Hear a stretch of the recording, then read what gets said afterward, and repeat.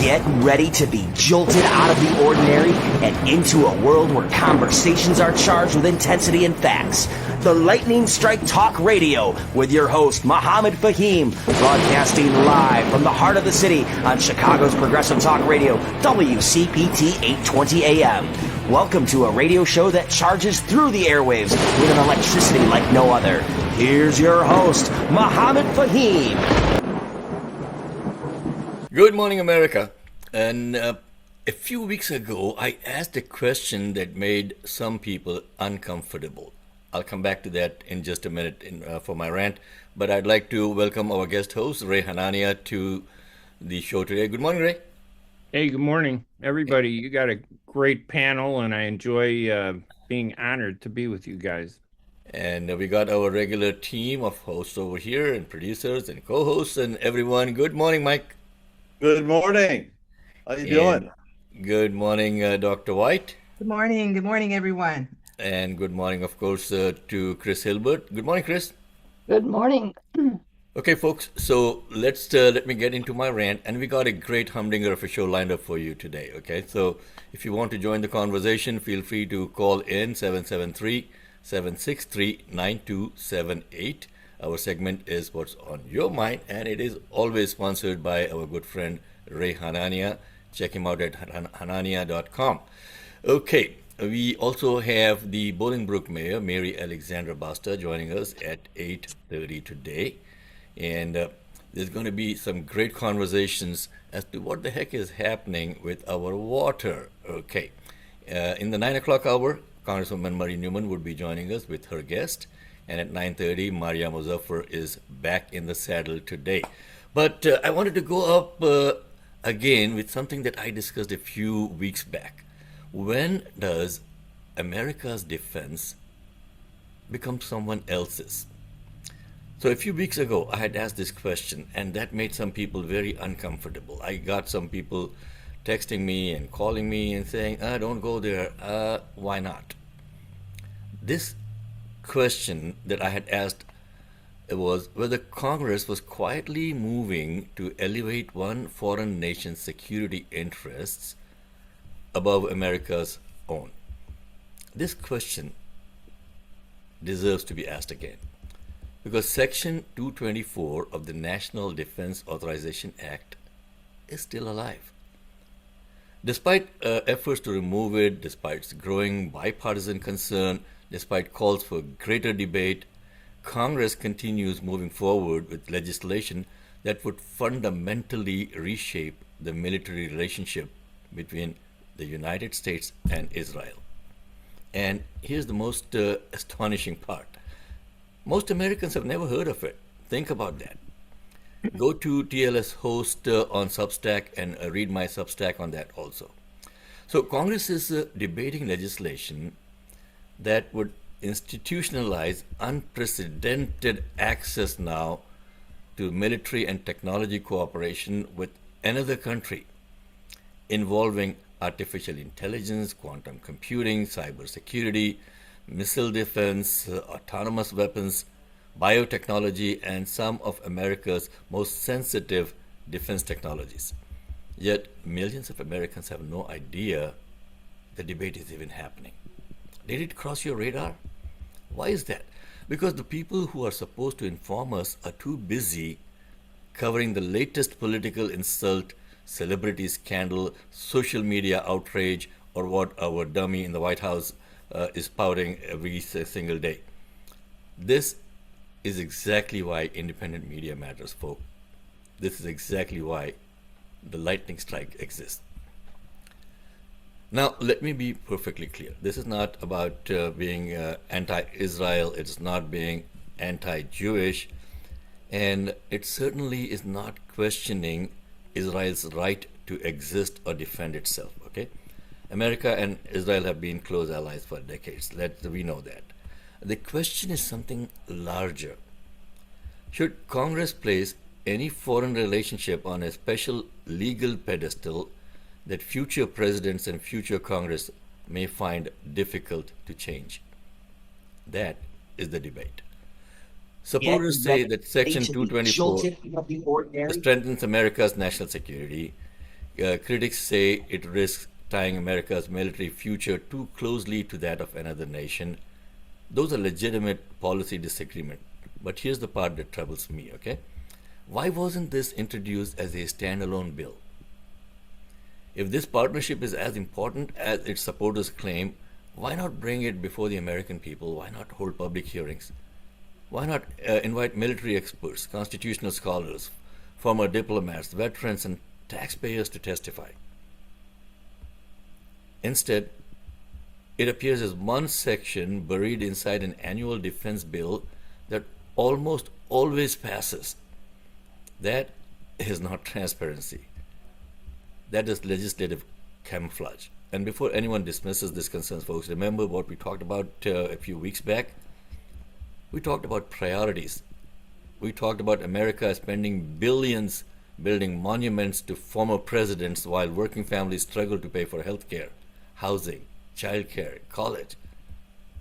We asked why political symbolism so often receives unlimited funding while real human needs are told to wait. Now ask yourself another question. If Congress can move quickly to expand international military commitments, why can't it move with the same urgency to lower prescription drug prices, to modernize America's electrical grid, to rebuild our bridges, to help veterans waiting months for medical care, to ensure every child has access to quality education? America is capable of doing extraordinary things. The question has never been capability. The question has always been political will. The same Congress that debates advanced military technology partnerships cannot seem to agree on affordable housing. The same lawmakers discussing artificial intelligence and quantum defense cannot guarantee clean drinking water to every American community. The same government that can coordinate global military strategy still struggles to deliver basic services efficiently to its own citizens. That contradiction deserves examination. And here's another point, okay? I'm about 6 minutes into my rant, but I usually go about 10 minutes, so please bear with me. If this legislation truly serves America's interests, then it should withstand public scrutiny. Democracy is not weakened by debate, it is strengthened by it. Patriotism is not measured by silence, folks. It is measured by the courage to ask difficult questions before decisions become permanent. No ally, no administration, no political party, and no member of Congress should ever be beyond accountability. Not in America. Our elected officials do not swear an oath to another country. They swear an oath to the Constitution of the United States, right? That oath should come first, every single time. At the lightning strike, we don't tell you what to think. We ask the questions that others won't. Because democracy only works when citizens know what is being done in their name. Stay informed, stay engaged, and never stop asking who benefits, who pays the price, and whether America's priorities truly reflect the needs of the American people. I'm Mohammed Faheem, and that is today's Lightning Strike. Good morning, team. Good morning. That was a quick one. Well, I promised you I'd keep it short this week, Mike. Wow. I just lost a bet. I'll pay you that $10 I owe you now. Okay, Sheila. So, folks, if you want to chime in into the conversation, feel free to call in or text us 773-763-9278. And please don't forget to pin down to pencil in July 29th, Wednesday in the evening from 6:30 to 9:30 at the Bolingbrook Community Center, our first fundraiser for the show. Do come out and support us. You can go to our website, TLS Radio, for the Lightning Strike, tlsradio.com, and there is a link to purchase the tickets and get in. It's going to fill up real fast, so please get on the horn today and make it happen. And Mike, I think you have invited Andrew Herrera also to join us in about 5 minutes, right? Yes, I did. Yes, I did. I just sent him a wake-up call. He's up in Wisconsin somewhere right now. So Yeah, he's planning on and showing up and giving a little perspective on a poor candidate Plattner who's under the gun in Maine. Okay. Well, he's been shoved under the bus. Let me put it this, and we're going to talk about Graham Plattner, folks. So if you want to get in your opinions on that, feel free. And Ray, you can join anytime you want in any of these discussions till Mary pops up at 8:30. Okay. Yeah, And it's amazing how an accusation, just an accusation. I mean, I'm not saying it's not a good accusation, but he's been forceful in denying it, and it still forced him out of a race that was critical. The Republicans are excited about it, and I don't put the hard, and not just Republicans, the hard right pushing. They wanted him out because they are afraid he was going to win, even with his problems. yep. Right. And fortunately or unfortunately now, Ray, his likely replacement is polling about 5 points above the Republican. What's her name? I'm trying to remember her name, but Uh, we got Chris Andrew joining us today. Good morning, Andrew. Good morning, everybody. oh, Well, good morning. There you are. look at that. Look at that. What are you doing, sir? Picking up peaches and plums, or what are you doing up there in that forest Pine there? cone. Yeah, I'm visiting my folks out here in Wisconsin, so dialing in from abroad, if you will. Okay. Beautiful And see, place. yeah, one of the advantages of our new format, guys, you can join us from anywhere in the world, and we can do the show from anywhere in the world. So I'll let Mike take the lead on this from here. Mike, go ahead, and you and Chris and Ray and Dr. White, everybody pin down this guy because he's kind of tough to get, right?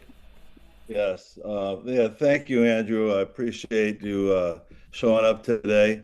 I know it was kind of last minute, but I just kind of like to start this discussion off with a quote from Graham Plattner himself, because you hear a lot of things about what he's doing, what he's not doing, and the latest quote I picked up was he said, "Much like the news that was created the week before the primary, there is a reason that this is happening now.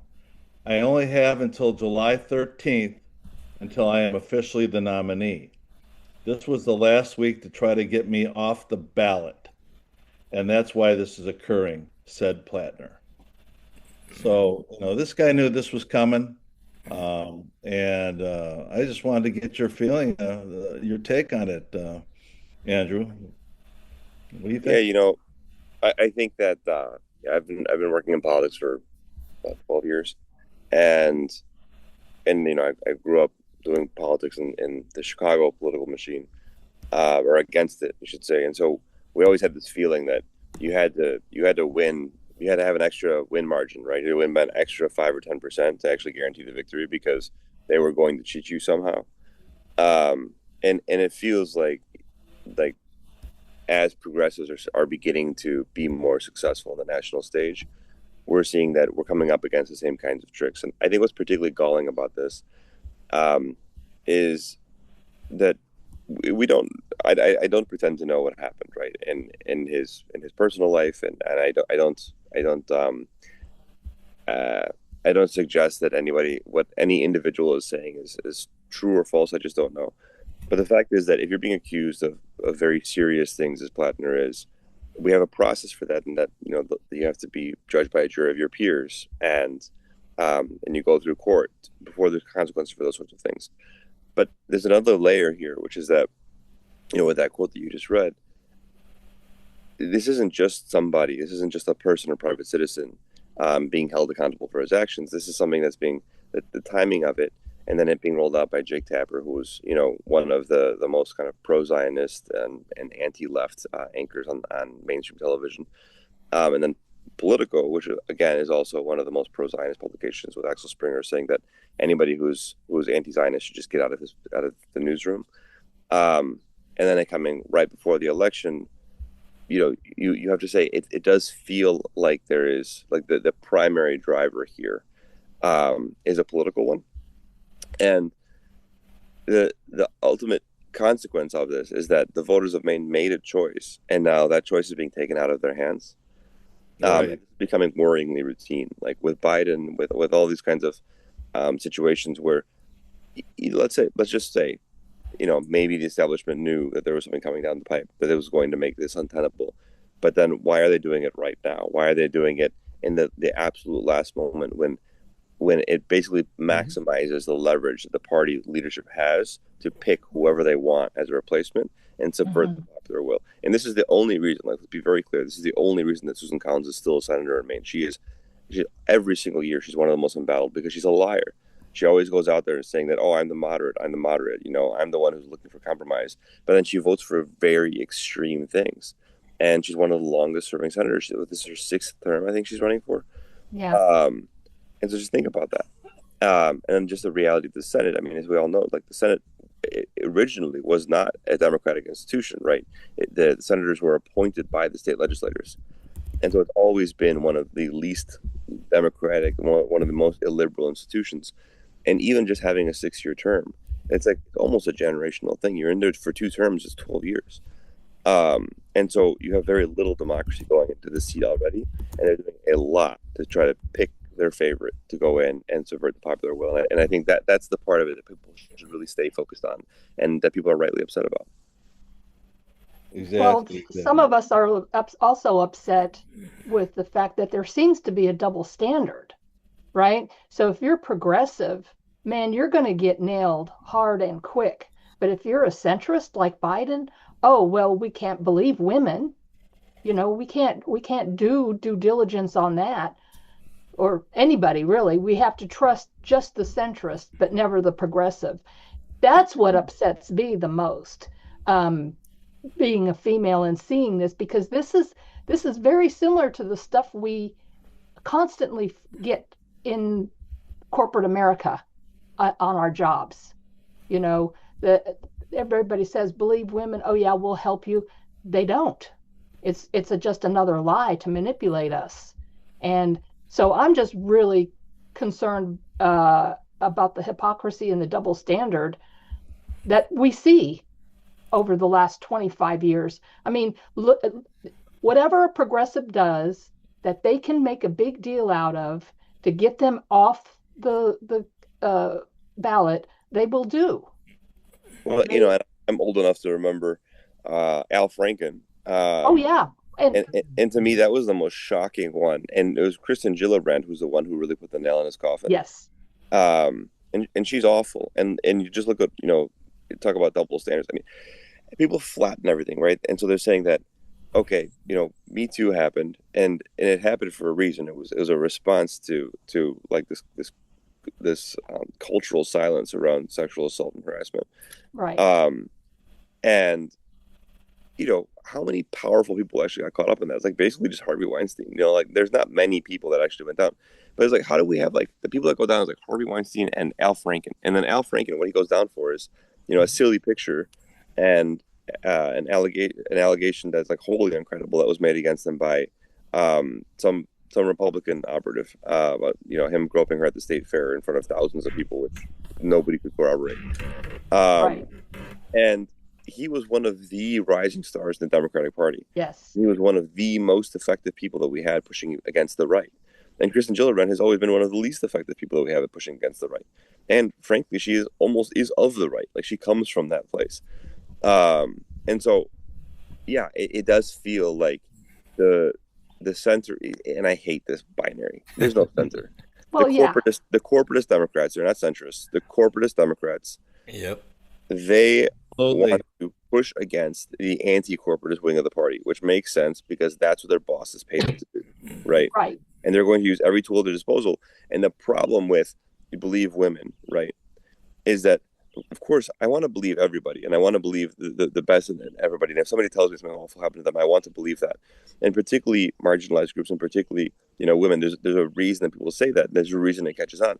But at the same time, when you create that, you say like, well, you have to believe women no matter what. That just opens the way for somebody who is unscrupulous to weaponize that. Yes. And use that to attack people. And so, it's not to say that does not diminish the realities of what women have to go through. Folks, in case you're just tuning in now, we are talking about Graham Plattner, who won a decisive victory. I mean, guys, he got about 72% of the vote. Okay, receiving more Democratic primary votes than any U.S. Senate candidate in Maine Democratic Party history. Right. The major candidates, I mean, let's not forget that he defeated Janet Mills, the governor of Maine, a two-term Democratic governor who had been heavily recruited by national Democratic leaders to challenge Republican Senator Susan Collins.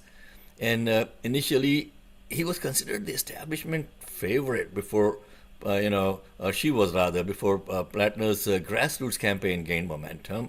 He beat David Costello and Jordan Wood and Rhea Smith, Rodriguez. They dropped out before their primaries. But why was his victory so significant? Why is the party leadership, which, I mean, these guys need their feet held to the fire. And I'm so glad, Andrew, that you have joined us this morning. He ran, Plattner ran as a Marine Corps combat veteran, an oyster farmer, a small business owner, political outsider. He was a progressive economist, populist, and then suddenly someone got cold feet. Okay, 8:25 in the morning, folks. You are tuned in to the Lightning Strike on WCPT 8:20 a.m. I'm your host, Mohammed Faheem. We got a full team here today: Dr. Sheila White, Chris Hilbert, Mike Patino, Ray Hanania, and also Bolingbrook Mayor Mary Buster just joined us, and she would be coming on in about 4 minutes. So keep your ears cleaned up and tuned up for some wonderful information that Mary wants to share with you as to, again, how the system wants to mess with us. Andrew, any final thoughts before we let you go? We got about 2 minutes to finish off this segment. Yeah, the one thing I've been thinking about a lot here is that, there was it Neera Tanden is saying, say what you will about the moderates or whatever, the establishment, we do know how to filter. And it's true, right? They do know how to filter, but they're filtering for people who are going to be loyal to the corporate line. And so, you've got the Bidens or the Buttigiegs or whomever else, Kamala Harris. And so they fit a certain profile. And the problem is on the left, we don't have a lot of filtering institutions. Like, we don't have a lot of institutions that are like, we've got DSA in New York, and we've got the Working Families Party. We've got a few different shining examples of things that are working in different places. And so you look at somebody like Zoran, he is actually somebody who has gone through that. So he's kind of been filtered through. He's been a state rep. He's gone through DSA. He's been exposed in the public way a lot. So we don't wind up with these kinds of surprises. But Plattner, he's just a guy who came out of nowhere. And why is he a guy that came out of nowhere? It's because you have the establishment politics that's so far removed from what people actually want that anybody just saying what people want, he's going to have a straight ticket to the top. And so there's two things out of this. One, the politics that people want is very clear. The Democratic Party is plugging its ears, closing its eyes, and pretending that it has no idea what people want, but everybody knows what everyone wants here. And two, we need more institutions on the left. We need more institutions to build a bigger bench to make sure that these candidates are vetted not just by like somebody going through their personal records, but just by being in the mix in the public realm for years. And that way, particularly with high profile seats that we only get one shot every 6 years to do, it becomes really, really critical that we know who, like, it's not just about the ideas, but it is about the messenger, because if they kill the messenger, they shouldn't be able to kill the movement, right? Right. And we don't have that, right? Right now, we just have a collection of people who are trying to maintain their leverage that they have, but it becomes very difficult without a unifying institution. And so I think that's the real wake-up call here, is that the left needs to focus on institution building, both at the state, national, and regional levels. And if we're able to do that, then we can take everything over, because you see the popular will is there, the anger is there. People are looking for this change, and if we keep having these one-offs, they're going to keep picking us off. And the worst part about all of this now is that they're trying to hang Plattner on Al Sayed. They're just going to say, oh, he shares consultants. He might be suspect, just like him. And the last thing I'll say is that, anybody can accuse anybody of anything. And just look at what happened in Texas with those folks who were not just accused, but convicted of terrorism for moving magazines. And now they are convicted terrorists. and in a total violation of the First Amendment. So you're going to see, I think you're going to see. I saw a tweet somewhere or something saying, sooner or later we'll all be terrorists. Uh, and I think that that's the thing is like we have to be careful who's controlling the narratives, because if you can just throw a thing out there and nobody's even got to prove anything against you, then everybody's everything, right? And then everything loses meaning. So we have to be very, very careful about Absolutely. what's forward. Absolutely. Andrew, thank you so much for joining us this morning, folks. This is Andrew Herrera from Herrera Strategies, and you can check him out. Andrew, what's your website again? It's Herrera Strategy, singular. Strategy with a singular okay, and .com. And thank you for joining again, folks. The Democratic Party leadership has to wake up. Okay, if it wants to make a difference, both parties have to get rid of the dinosaurs and bring in some new ideas, new people with new vision into you know, working for the country, working for us. Like I keep on saying, when I travel and when I pull out my passport, it says citizens of the United States of America. It does not say whether I'm a Democrat or a Republican or a Muslim, Hindu, or whatever, Christian, Jew. We are Americans first, and let's not forget that.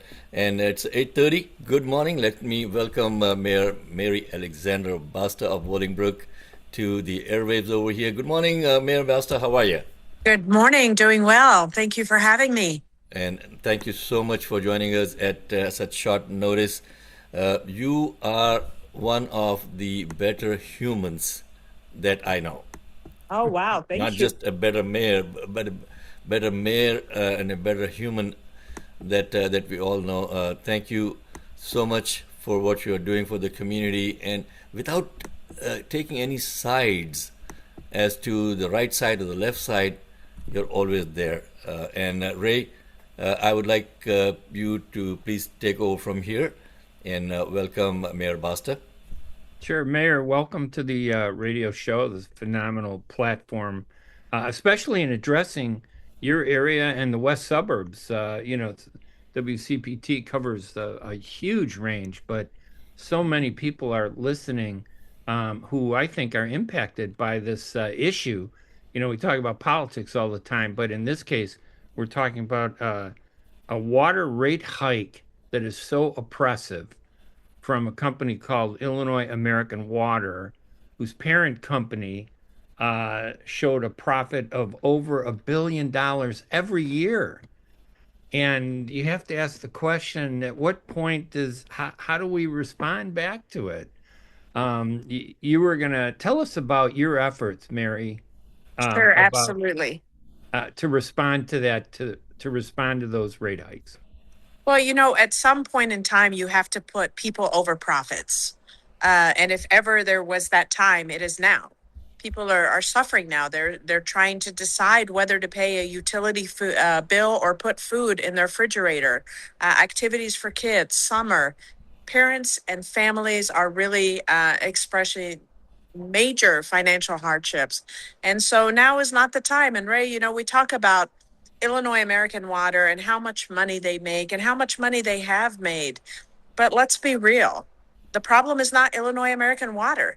Because if every time you went to your boss or your CEO and asked for a raise and they gave it to you, you'd be a fool not to continue to go back every time you get a chance. Right. So at this point in time, let's be real. It's the ICC. It's 5 commissioners who have every right and every ability to say no. Simple. So the Illinois Commerce Commission has a hearing whenever there's a rate request. And this is really confusing to me because it doesn't. They ask for a rate request and then it goes on for a long period of time, and it's like it fades from the public, and people forget that they asked for the last rate hike, and then they quietly get it, and then it shows up on our bills.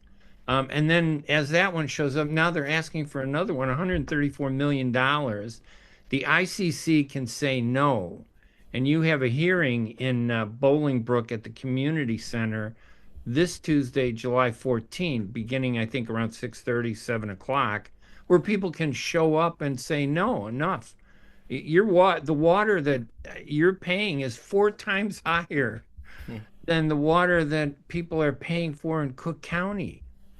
And the explanation for that doesn't make any sense.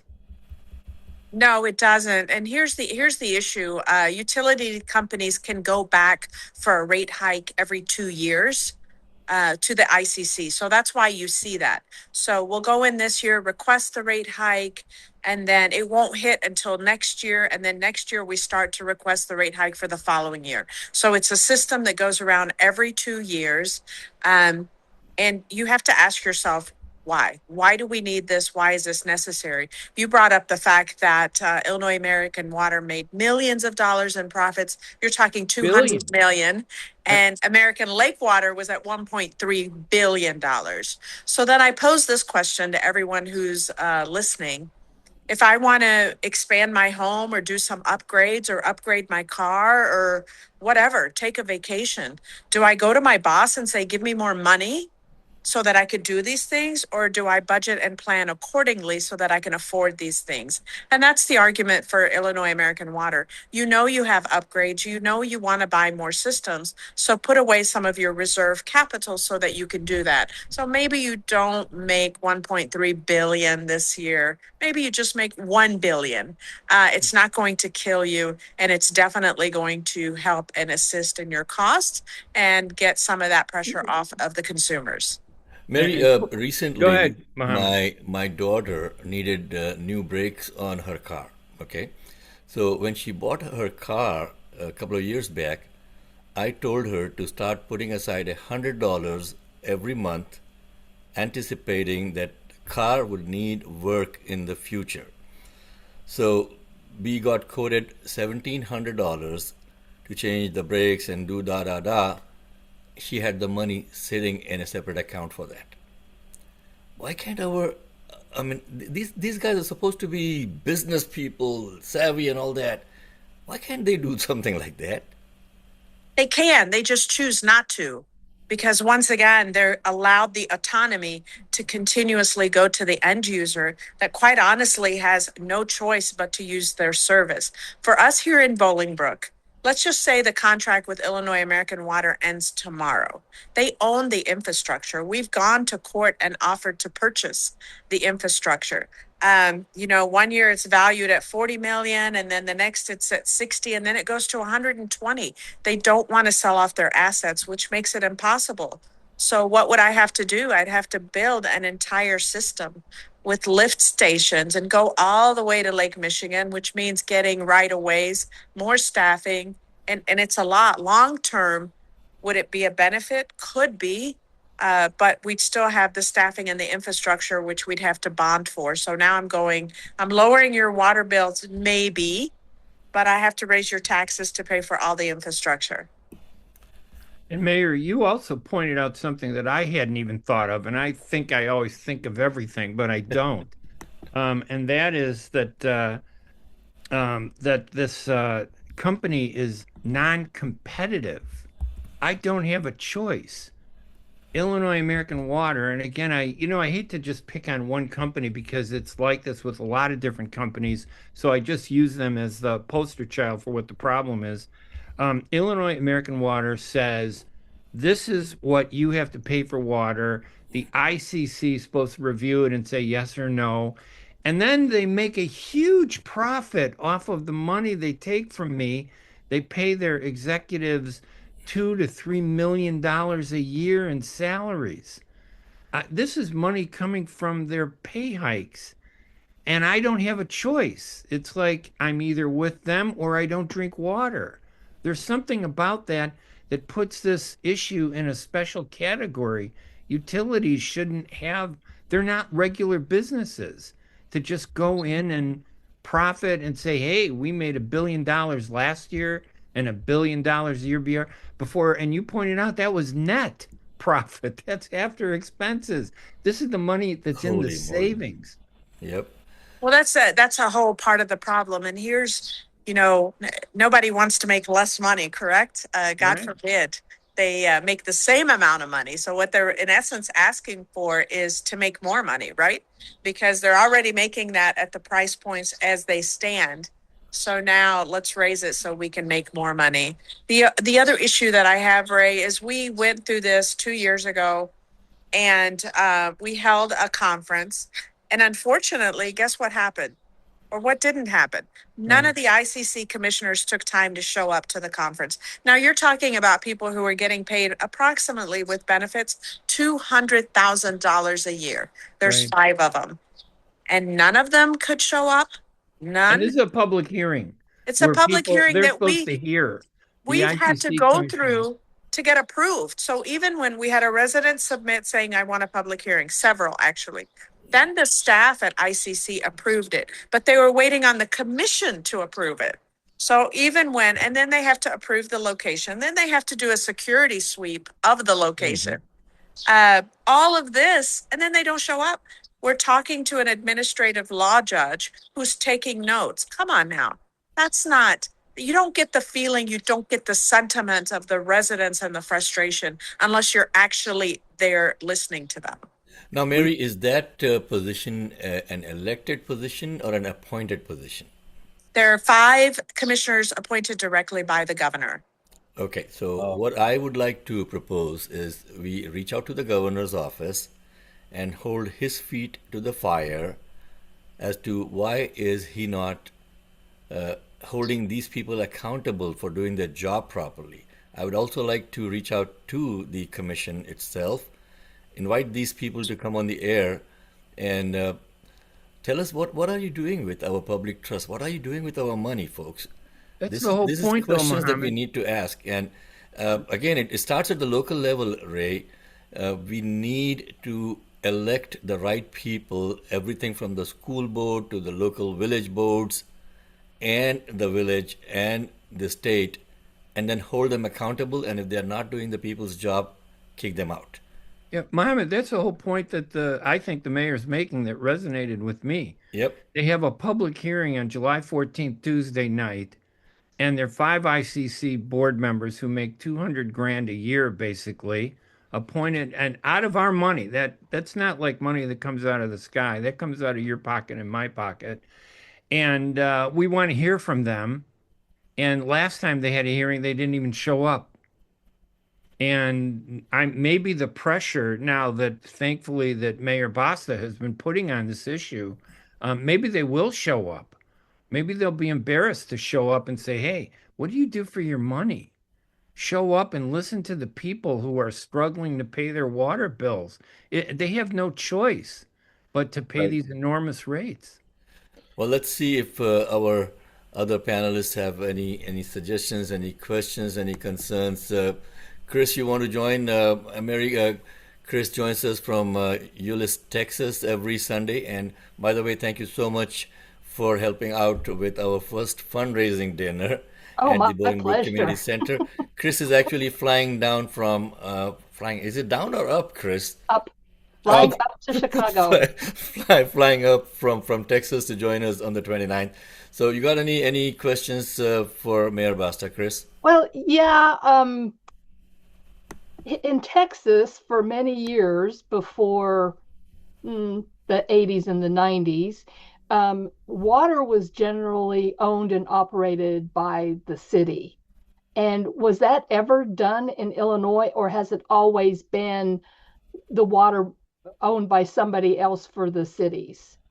Because I know that in the 80s and 90s they moved away in some cities here in Texas, but I've never thought that utilities of any kind should be owned by a corporation. That's electricity, that's water, telephone, internet, libraries, anything that serves the public good should never, ever be sold to a private enterprise. So I was just curious about how things used to be in Illinois, or if they've always been corporate-owned water. That's actually a very good question, and things are very different. I'm going to call it the South because I'm from Tennessee. Oh, So I'm okay. going to say Texas is South, and Yes. yeah, definitely a different world there. Yes. So just a little bit of history. Bolingbrook was on well water. The aquifers were running dry, and so what they did, and this is prior to my time, even in any kind of public service. But they joined forces with Citizens Utility. It was a long-term plan, long-term rate lock. So they had their ducks in a row. And it was not a sale, it was an asset exchange. So the distribution system for the wastewater system or the sewer system, complete Right. asset exchange. So everything was going great with Citizens Utility. And then just as they were about to turn the switches on, if you would, Illinois American Water purchased Citizens Utility.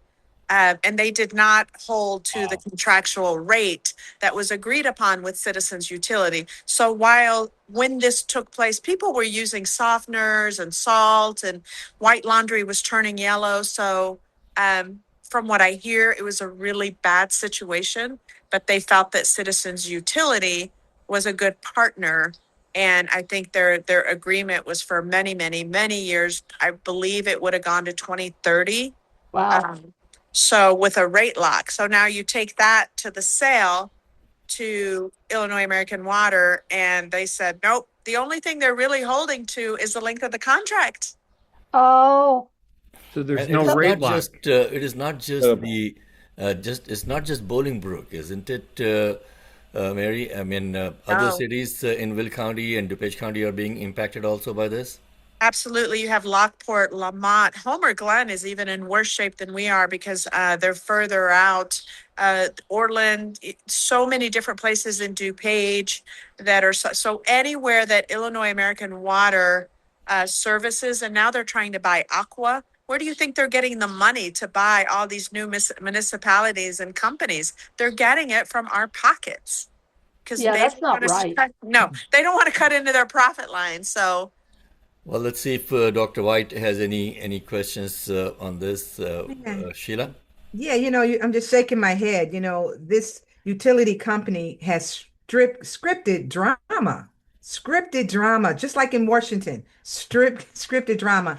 And every year asking for more money, I just, I'm still shaking my head. I mean, Yeah, this is and Sheila, just this time scripted they're asking drama. for $148 million, okay? Mm-mm. Not chump change, so they No. can acquire other companies. Mike, you got anything to chime in on this? Yeah, that's crazy. Every 2 years, regardless of how many billions of dollars they're making, I just, I used to work for American Airlines, and so I just can imagine what the unions would think about that Mm. if we had to go through this. Madam Mayor, thank you so much for all your work and your fight.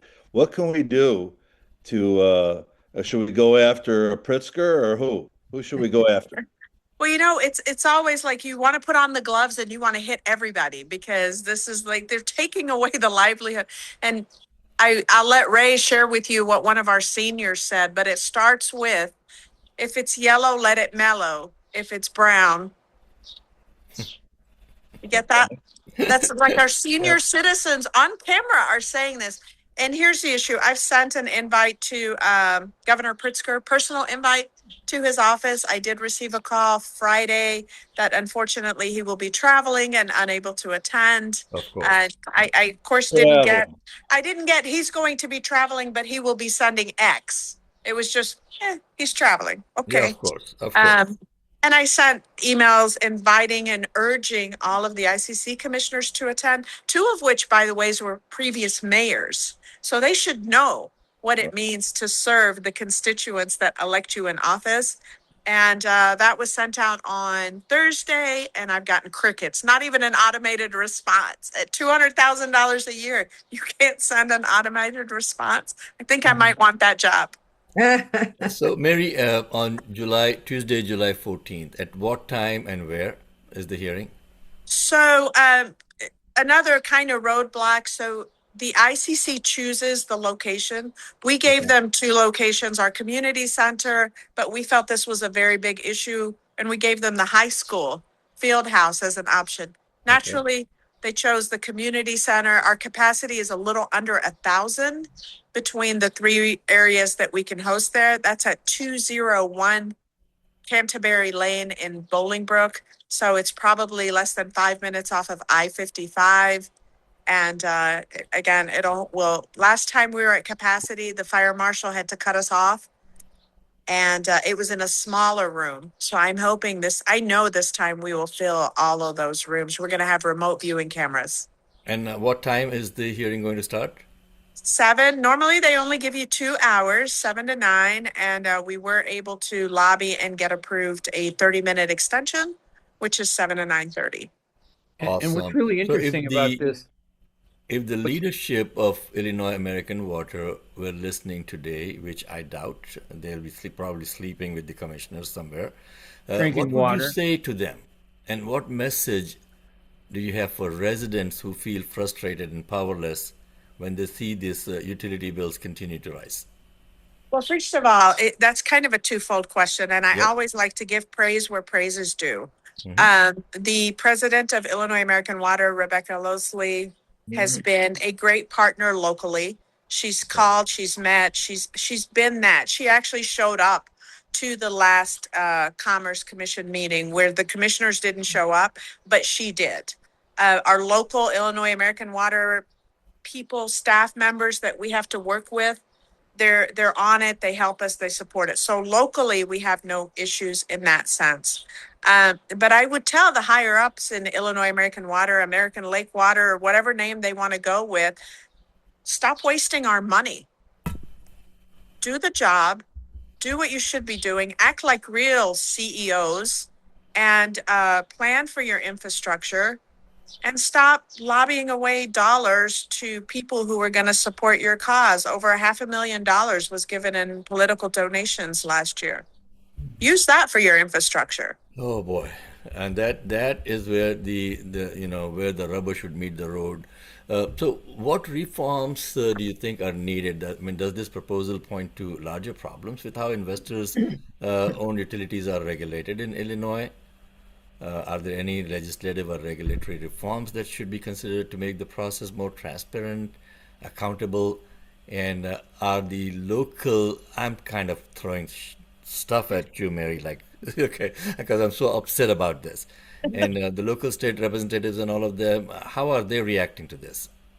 Well, we've been very fortunate. We have great locals, but they're throwing their hands up in the air like, what can we do? So finally, whether it's Representative Manley, Avalar, or Senator Capel, even Senator Ventura tried to push something through this year. It died. It didn't get because it didn't have the momentum.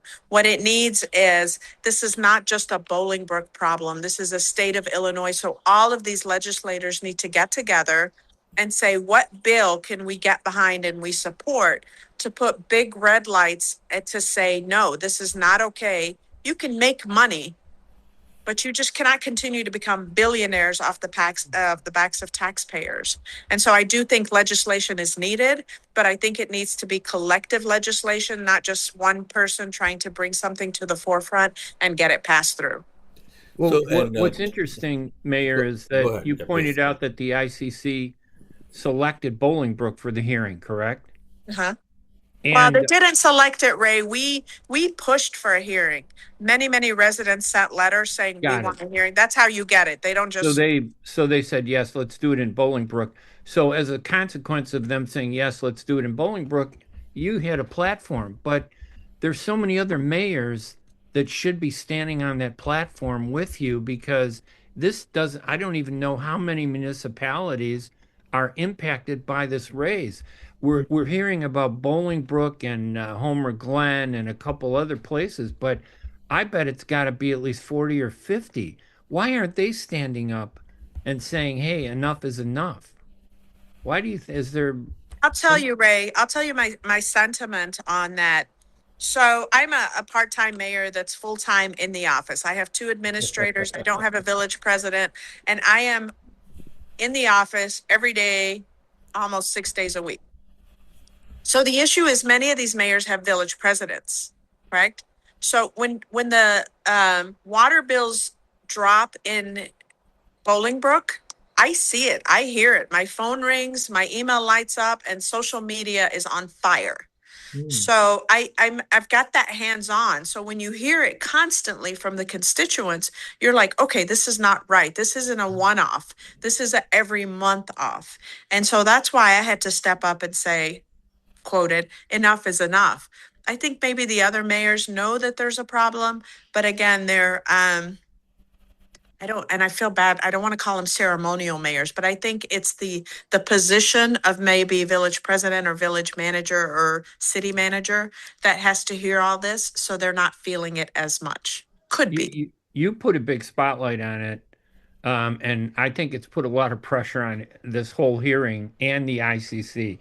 It's going to be interesting on Tuesday to see if any of those ICC members show up, because if they don't show up, it's just going to be another issue about why do we have an ICC when they don't even come to listen to people talk about how unfair their water rates are. It's going to be really fascinating to see what happens that day on Tuesday. Hey Well, Ray, I am on the plan commissioner and on the plan commission over here locally in Plainfield, zoning board of appeals, right? And we have 2 meetings a month roughly. If I don't show up for those meetings, how long do you think Right. Mayor Aguidelis is going to keep me on the on the commission over there? Right. No, I get it. I give Mayor Basta credit for standing up Absolutely. in front of the spotlight to raise this issue. It's not you're dealing Absolutely. with a $1 billion company that can pay money through lobbyists to talk to legislators and fund anything they want to respond to you. Well, But you've really put him on the spot. I just hope they don't turn my water off. I got a garage full of water bottles at this point. But I do have to just finally putting it into perspective. When you have the person who's being attacked asking for the rate hike show up, and the people who have the autonomy to say yes or no, not, that's very telling. It's very Yeah. disappointing, but very telling nonetheless. so Yeah. folks, Tuesday, 2 days from now, 7 o'clock in the Bolingbrook Community Center. I will see if I could also come over there. And if these guys come in, I would love to have a conversation with them about this issue. Mayor Basta, thank you so much for joining us. We promised to keep you for 20 minutes. We have gone over 20 minutes, and Thank you, on a Mayor. Sunday morning, I know that you have Thank got you. a lot of things to catch up on with your 6 days of active mayoring on the job and a garage full of water bottles now. Okay. thank you Thank you so so much for much. joining us. Thank you Thank for you. having me. You guys have an amazing Sunday. Thank you, too. Mayor. Absolutely. You were wonderful. Thank you. Thank you. Yes. Bye bye. Okay, folks, that was Mary Alexandra Basta, Mayor of Bolingbrook, joining us this morning on the Lightning Strike to talk about water issues. Why are we paying $200,000 in salaries to commission members who don't do their job? Okay, that is a question for you, Mr. Governor, who has got travel plans. Please, there are priorities, Governor Pritzker. Pay attention. I know that you got a lot of ideas about what you want to do with in the future, but hey, this is where the rubber meets the road, sir. Listen, Mohammed, I wrote a column this week at my syndicate at Hanania.com saying that utilities are essential services. They're Yes. non-competitive. Yeah. Why do we allow individual corporations to Yeah. control these? Yeah. As much as I hate to say this should be run by government. And even with all the corruption and problems we might have with government, it's still the loss of money at the government level wouldn't even come close to the amount of money that's being taken from our pockets by these corporations. $1 billion every year, and they're asking for Agreed. 153 million in increases. Take it out of your $1 billion.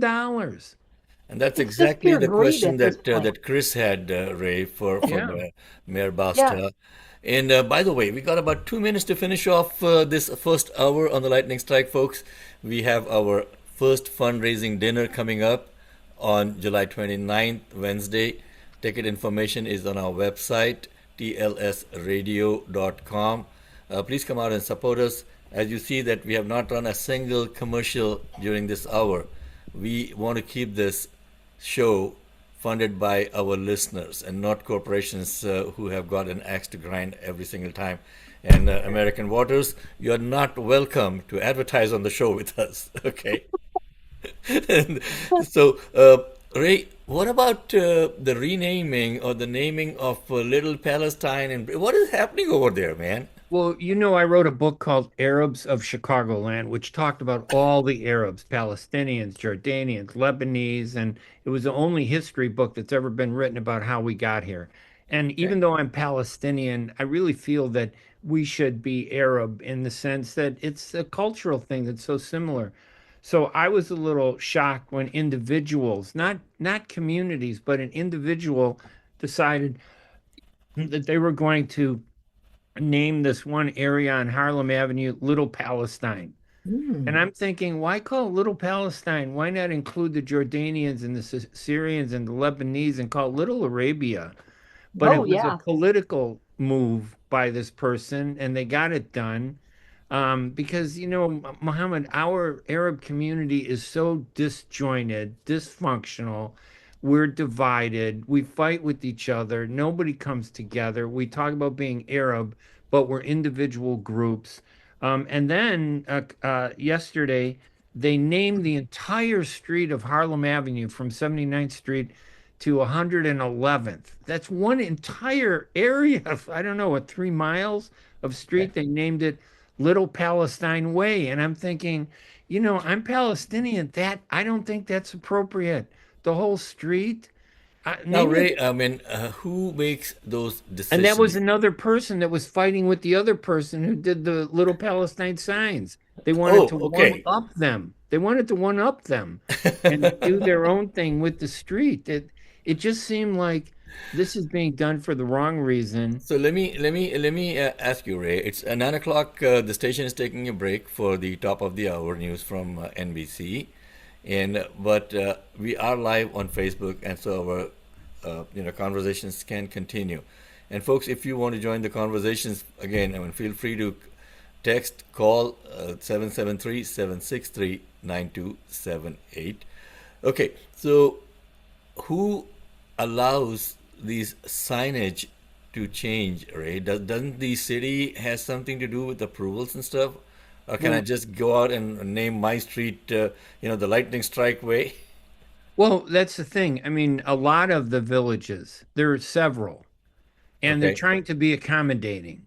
So okay. when someone comes up to you as the mayor and says, "Hey, we would like to do this. We have a big consensus," when they really don't, you Oh. try to be accommodating and say, "Yeah, we'll put up an honorary street sign. We'll put it up there."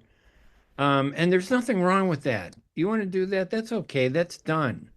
And then they say, "Oh, wait, we don't want just one big." They want to go into business and on private property. Can we get permission to put up a giant sign that says "Little Palestine"? Okay, that's private property. Yeah, it's good. It's a heritage thing. But you, as an official, you may not know that there are like six other ethnic Arab groups besides Palestinian. And like I said, I am Palestinian. It's not that I hate Palestinians, but we're slapping the face of Jordanians and Syrians and Lebanese and preventing them from being acknowledged. You got all these Arab stores that are there. I'd love a Greek town, Little Italy, Little Arabia, Yeah. Chinatown. What's wrong with that? Nothing. So the ideas from the officials, will do it. And then they walk into this thing where they see the individuals fighting each other, rivalries, political rivalries, where they had a signage yesterday and they attacked the state senator because the state senator asked that it be delayed. And now there's, libeling the guy. And I'm thinking, this state senator, Willie Preston, is a good guy. He's Okay. done a lot of stuff for the Arab community. Yeah, talking about libeling, folks, I don't know if you have heard this or not, but uh, Congressman Ro Khanna, who was our guest on the show, Right. recently went to Palestine, and he was actually stopped by Israeli soldiers and Settlers, settlers. Okay, backed by the soldiers. I don't like to use the word settlers, Ray. Why can't they be called terrorists? They are terrorists. They are And just terrorists. to be clear with everybody, we're not criticizing Israel.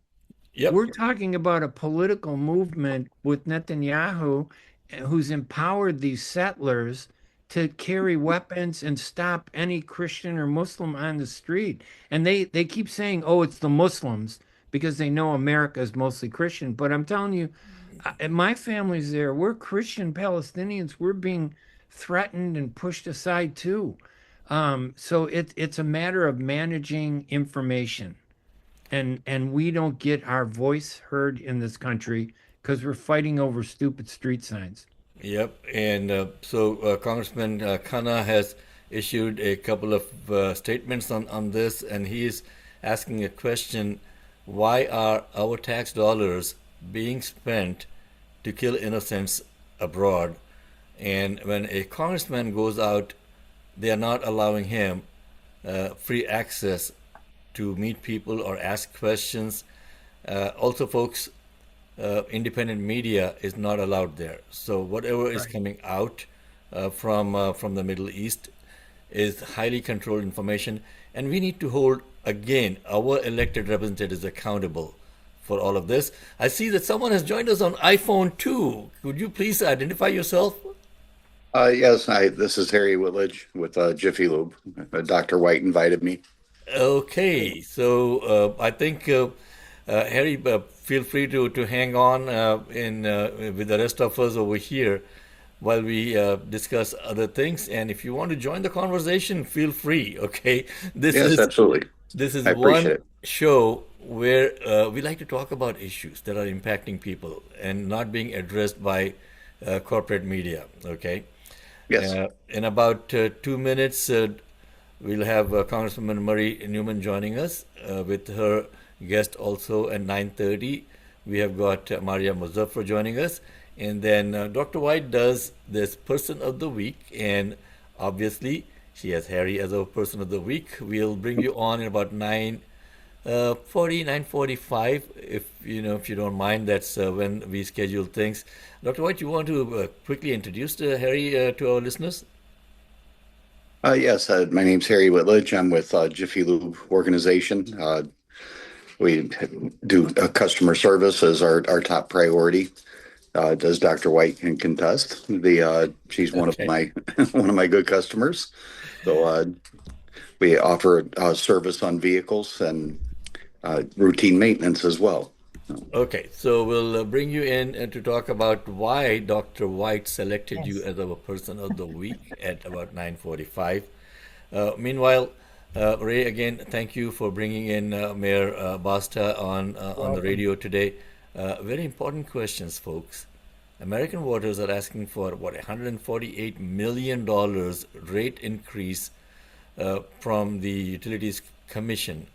There is going to be a public hearing Tuesday, July 14th at the Bolingbrook Community Center, where, by the way, we are going to have our first fundraiser for the show on July 29th.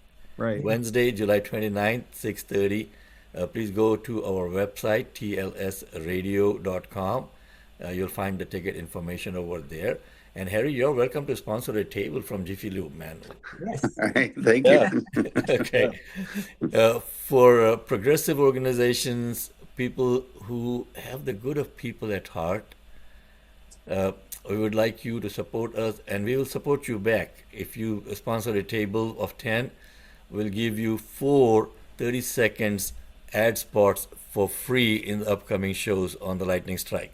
Wow, that's a good deal. That's Thank you. $1,000 value, so you're actually making money off of that and supporting independent journalism at the same time. Okay, I'm putting you on the spot. You want to book a table today? Well, I can definitely talk to my the owner of the company. Okay. He might very well be interested. Well, jokes aside, Jiffy Lube has been there for a long time. We hear good things, we hear bad things, and we'll discuss those and when we come back with your segment. Ray, any other important thing that is happening? I heard that with all this heat that we've been having recently, Ray, the gates of hell have been creaking open. And I know my mother's from Bethlehem and Jesus is my cousin, but I don't know if I can actually oversee what's happening there. well, Lindsey Graham just made his grand entrance over there, and Yes, he did. there's Yes, he did. another senator who is Well, Scott Jennings is Terrible. supposed to have spoken to him for 20 minutes. Let's not forget that, okay? Yeah. The other one, who's that other one who is not been showing up for work in the Senate? McConnell of Yeah, Kentucky. Mitch McConnell, right? McConnell. Yeah. Oh yeah, I forgot. Mitch McConnell, right? People were actually worried that Mitch McConnell was sick. The Lindsey Graham passing was really Yeah. Shock. surprising because he looked very healthy Yeah. as he argued in favor of genocide and famine and the killing of women and children in Gaza and funding, Netanyahu's government. I mean, Yeah, he not he only wants looked more money. happy, he looked very happy Yes, he was. and Terrible. proud of himself while he was doing it. Yes, Yeah. he was. It was just And and traveling. we He's never traveling. He's been celebrate traveling. anybody's death. We Yeah. never celebrate it, No, but what he did was really wrong. Mm. Yeah, and he Yes. was traveling a lot, so you never Well, know. and I hope those gates stay open a little bit longer because there's a lot of them out there that need to make that transition. Folks, again, remember this: our tax dollars are being spent willy-nilly without our permission to kill innocent people all over the world, not just in Palestine and Gaza. And now, we got Congresswoman Marie Newman joining us right on time. Good morning, Marie. morning. Good morning. Good How are morning. you? Good. How is everyone today? Oh, we are Good. having a lot of fun, Marie. I mean, Ray was just saying that we don't want to celebrate the death of anybody, but the gates of hell have been creaking open recently with all this heat that we have had, and out of the blue, Lindsay got called up for accounting, Or called down. Yeah. called down. Yeah. It is interesting. Whenever a politician dies that I don't agree with, and seldom do, what I like to do is say that, see if there's anything in his or her history, seldom her, by the way, with a Republican, but in his history, like and what I'll say from the jump is that back in the day when he was kind of a normal Republican and he wasn't a disciple to Trump, he partnered with Teddy Kennedy on some good legislation around healthcare and marginalized folks. The irony is the second he met Trump, and who knows what deal went down, I don't know, and nor do I care, and nor do I care about any conspiracy theories. But he changed dramatically once Trump became the front runner in 2016. So, um, did I disagree with him before? Of course, on 85% of things. Now it's 99.9. But with the except of his support for Ukraine, there was not a lot of common ground with him.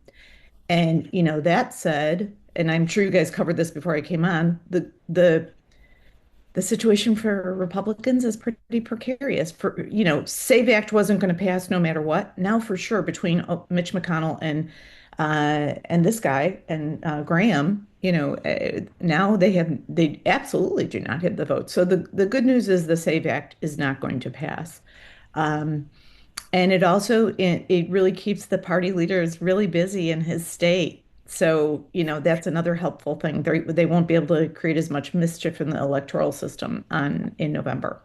So, I don't speak ill of the dead. I will identify when I disagreed with them, vociferously, and I have. We thank him for his service, and we are where we are. Marie, let Thank me you. ask you a question, Marie, about this puts a spotlight on the Democrat who is running against Yeah. Lindsey Dr. Graham, Andrews. Dr. Annie Andrews. Yeah, Do you amazing. know her at all? And can you tell us about anything? She seems like a very smart, Oh yeah, and she's she has a good shot now.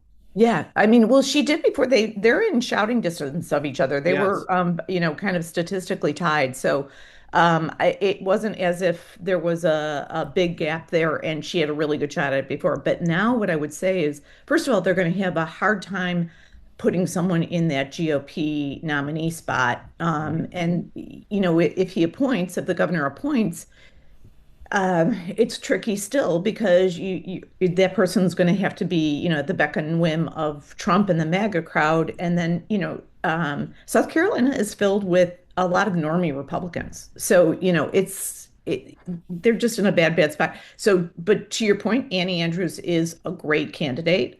And I think she is, I really, I mean, I would put 80% win on that column now. Speaking of great people, your guest, Yeah. Mera, has joined us. Good morning, Mera. Good morning, everyone. Thanks for having me. Good Good morning. morning. Hey, Myra, before we get going, so that I don't say it incorrectly, can you say Yes. your last name for us? Macias. Macias. I'm glad. I was guessing that, and then I thought, you know what? I'm going to ask because I as love I that. always Thank do. you for asking. Yeah. Okay. So good. So we'll, folks, welcome to Ignore at Your Risk. It's so good to see everybody this morning. We have a great guest today, but I do want to talk about a few things before we get into it. So the spotlight is on Illinois 4 right now in Illinois politics, folks, and I'll explain why. You know, there's a topic that no one ever talks about in Illinois politics and the difficulty in which it is to be an independent candidate. What we talk about a lot is machine politics and, bullying and all of those things, and that will be part of this fun mix today, I guarantee you. But let's talk a little bit about independent candidacy, and the much higher threshold by which they must hurdle over in order to get on the ballot. In fact, it's the worst conditions in any state in the US right now. So as a state, we have the toughest rules to become an independent candidate out of all 50. Um, so there's some drama we need to talk about. And I think the reason that I chatted with Myra earlier this week was I just, wanted to understand what was going. She reached out to me and I really wanted to understand this. So we would like to help you understand it as well. So we're going to be chatting with Myra in a second. Before we do that, let's talk a little bit about what it takes to become a candidate in Illinois if you're running as an independent in the congressional space. So we have 17 congressional districts here in Illinois. And in order to become a standard Democrat or Republican, you need 0.005 of the qualified primary electors of their party in the congressional district. So that usually runs somewhere between, say, 2,000 and 3,000 signatures that are required on a petition. So 2 or 3,000. Compare that to the requirement to be an independent congressional candidate, and it is between 5 and 8%. And that usually is in the 10,000 to 11,000 person neighborhood. So she has to get 10,000 validated and qualified signatures. So those are the people that from the place where she lives, which is her district in Illinois 4. So it is really, really hard to get that done, folks. I'm just telling you, you can have an army of 10,000 people and it's still hard to do. And Myra, one of the independent candidates, and there's 3, so it's Myra Macias, and then Chris Getty, Mayor Chris Getty from Lyons, and then Alderman Byron Cicho Lopez. They're all running as independents, and there's a reason why they're running as independents and not as Democrats, and we'll talk about that in a minute too. I want Myra to tell that story. So, in Illinois 4, there was some drama, and we're going to talk about that, how that it came to be that there wasn't a primary. It ended up being just Patty Garcia, who's the current Democratic nominee. And so, but before we do that, let's introduce Myra. She was born and raised in the Back of the Yards neighborhood, that is near and dear to my heart. Great festivals there. She was a activist, and she started really early in high school. She was an immigration activist already in high school. She went to Yale, so such a dummy. Oh my goodness, amazing. And after graduation, she became a teacher and worked for President Obama's reelection campaign. And then she became executive director of Latino Victory Fund before moving back to Chicago. She was also an executive director at Build Back Better. Welcome, Myra. We're thrilled to have you today. Thank you so much for the invite. Happy to be here. So good. So, Myra, let's get into it. Can you remind us all how it worked that Patty was sort of given, Patty Garcia, who's the current Democratic nominee, opposed to you as an independent nominee, how she came to be the Democratic nominee? And if you can kind of give it to us in chronological order so Yes. folks understand. Of course. So, in order to file for a congressional race, there is a week-long filing period. And at the beginning of the filing period, Congressman Chuy Garcia filed for reelection. He actually had a fundraiser maybe 2 weeks before that I was invited to, because it was public knowledge that he was running for reelection. On the last day of the filing period, November 3rd, which was the Monday following when the congressman had filed, his chief of staff, Patty Garcia, filed her paperwork to run for the same seat. And it was at the last hour of the last day. So, the office closes at 5. Nomination papers came in right before then, which means that if anybody else would have picked up, the hint, like if the chief of staff is filing, it's for a reason. But she is very doubtful that she's running against her boss. But they did it in a way where no one else could file because the deadline essentially was over by the time that she filed. Yeah. And there was no public announcement that the congressman was retiring until the following day. And so we're a lot of us that have been talking about this race talked about how Congressman Garcia, handed his seat to his chief of staff because in making the public believe that he was seeking reelection, there are a lot of folks that, out of respect to him, were not going to run against him. And so when his chief filed at the last hour of the last day, it was so nobody else had any time to really jump in and file. And so during the March primaries, her name was the only name under the Democratic ticket. And several of us decided to jump in as independents because it was the only way that we were able to challenge the fact that there was no options. And I want to remind everyone that during the March primaries, there were some robust uh, elections all over the state, particularly because there were 5 open seats. 4 of the 5 open seats had between 7 to 17 candidates, and Illinois' fourth congressional district did not have anyone but Patty Garcia as a Democratic on the Democratic ticket. So we were the only district that didn't have a robust list of candidates. We're the only district that didn't have a choice, the only district that didn't benefit from candidate forums and different ideas and debates put forward. And I will add that this is the most Latino district in the state. And this is happening after Operation Midway Blitz, where our community is already feeling the violence at the hands of government vis-a-vis ICE. And now we're left without a choice at a moment when we need strong leadership, when we need to feel like there is a light at the end of the tunnel, because for so many people that were seeing their family members or neighbors detained, or people that signed my petition told me that they got tear gas. This is one of the only levers of power we have as voters to make our voice heard, and to be deprived of that by a Latino leader was just utterly disappointing, and it's really tainted Congressman Garcia's legacy.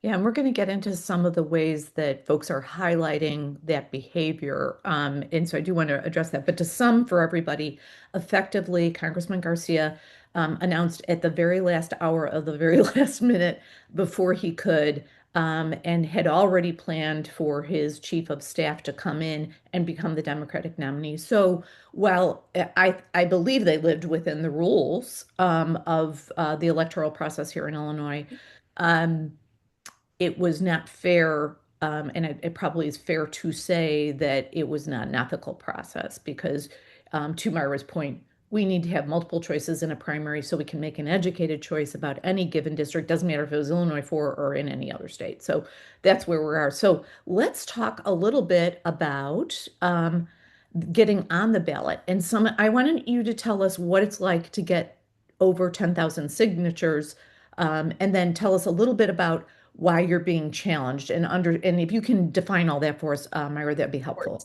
And Go thank ahead. you, Marie, for the summary at the beginning. Specifically for Illinois 4, the Democratic nominee needed less than 700 signatures to get on the ballot, and an independent candidate needed a minimum of 10,816. And you'll hear a lot of chatter of, well, they should have gotten more signatures. The one thing that I want to point out, not only is obviously the threshold very high, but we knew going into it that that was the task ahead. The difference between running as a Democrat, where again you have 700 signatures needed to get on the ballot, there's no cap. So, in Chicago, the wisdom is you want to get double or triple the amount of signatures required so that if you're challenged, you have a nice cushion. For our race, we had a cap. So while the minimum is 10,816 signatures, we were only legally allowed to collect 17,304, which is, 1.5-ish more signatures than the floor. So if we were able to turn in 20,000, 30,000, that would be a different story. But when you have a cap, that means that everything needs to be, so meticulous. So we opted to do a lot of door-to-door canvassing. And we had 3 months to collect, again, the over 10,000 signatures. I submitted the maximum, which was over 17,000 signatures. Our team knocked on over 50,000 doors in 3 months to be able to get that number.